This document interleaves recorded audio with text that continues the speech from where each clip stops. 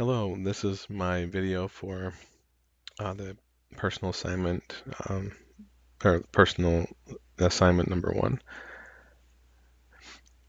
Here's my GitHub with the code here. And you can see the different pieces to the code that I've been able to upload.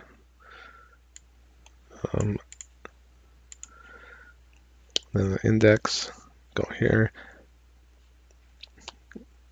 We can see the routes there, and we can go to render. We can see that it pulls up the name, Bill McDermott, and we can add the other route, and it changes the route to Rhett McDermott. So that's about it. Thanks.